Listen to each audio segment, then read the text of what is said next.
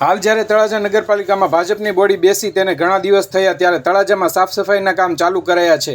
ત્યારે આજે તળાજા નગરપાલિકા વોર્ડ નંબર 7ના યુવા નગરસેવક એવા અયાનભાઈ નિહાલભાઈ ભુરાણી અને તેના સાથી એવા અકરમભાઈ ભુરાણી તેમજ રફીકભાઈ સહિતના દ્વારા તળાજામાં આવેલ ગોપનાથ રોડ પર આવેલ હઝરત અબ્બાસ ચોક પાણીના પરબ પાસે સાફ સફાઈની ઝુંબેશ ઉપાડી હતી। નગરપાલિકાના જેસીબી સહિતના વાહનો કામે લગાડ્યા હતા। જુઓ સાથે વધુમાં યુવા નગરસેવક એવા અયાનભાઈ ભુરાણીએ તળાજાના નગરવાસીઓને શું અપીલ કરી છે, સાંભળીએ વધુ વિગત તેમની પાસેથી। જી, મારું નામ અયાન નિહાલભાઈ ભુરાણી, હું તળાજા વોર્ડ નંબર 7ના નગરસેવક અને મારી સાથે અકરમભાઈ છે અને રફીકભાઈ છે, એ બંને તળાજાના નગરસેવક છે વોર્ડ નંબર 7ના। જી અયાનભાઈ, આજે તમે સફાઈનો ઝુંબેશ ઉપાડ્યો છે તે બારામાં આપણે વોર્ડ નંબર 7ના મતદારો તથા તળાજાની આમ જનતાને શું અપીલ કરશો?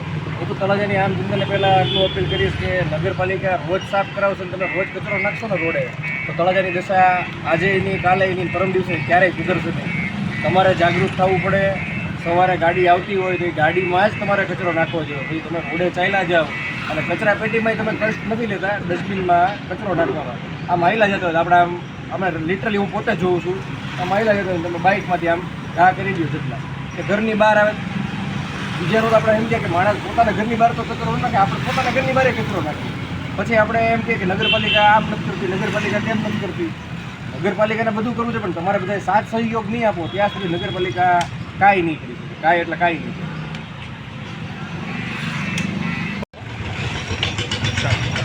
બાકી સાફ સફાઈ તો રેગ્યુલર રાબેતા મુજબ જેમ અમારી બોડી બેઠી જેમ તમને કીધું હતું ત્યારબાદ સાફ સફાઈ ચાલુ થઈ ગઈ છે। હાલ અમારા પ્રમુખ છે એ પણ બહુ એક્ટિવ છે આમાં। આપણે સાફ સફાઈ અભિયાન પણ ચાલુ છે બધા વિસ્તારમાં ધીરે ધીરે। આજે ગોપનાથ રોડનો પણ વિસ્તાર લેવામાં આવ્યો છે। અમારા વિસ્તારમાં એક ગટરનું પાણી રેન વોટર સીવેજ સિસ્ટમ હતી એમાં જતું હતું, એમાંય પણ અત્યારે ગટરનું કામ હાલમાં ચાલુ છે, એ પણ આજે રાતમાં લગભગ પતી જવું જોઈએ। વાત એ છે કે કામ તો બધા ચાલુ થઈ ગયા છે પણ વાત એ છે કે સહયોગ જોશે તળાજાના દરેક નાગરિક। અને અમે એવું નથી કે અમે તો ખાલી ચૂંટાયેલા પ્રતિનિધિ છીએ, બાકી હરેક તળાજાને જે સારું ઈચ્છતા હોય તળાજાના નગરસેવક જ છે। એટલે બધાએ એક્ટિવ રહેવું। અને હું તો એમ કહું કે જ્યારે પણ ટેન્ડર તમારા ઘરની બહાર કામ થતા હોય, બ્લોક્સના થતા હોય, રોડના થતા હોય, તમે એક જાગૃત નાગરિક થઈને તમે ટેન્ડર કઢાવો અને તમે પણ જુઓ, કેમ કે તળાજાની લગભગ 22 થી 25 હજારની વસ્તી છે, એમાં નગરસેવક 32 જ હોય, 32 તો બધે ન પહોંચતા હોય, સોરી 28 છે। અને એટલે તમે પણ ટેન્ડર કઢાવો, તમે પણ જુઓ કે જે પણ કામ થાય છે બરોબર થાય છે, ન થતો હોય તો તરત એન્જિન અમારું બધાનું નગરસેવકોનું કામ ધ્યાન દોરો કે ભાઈ આ કામ બરોબર નથી થતું।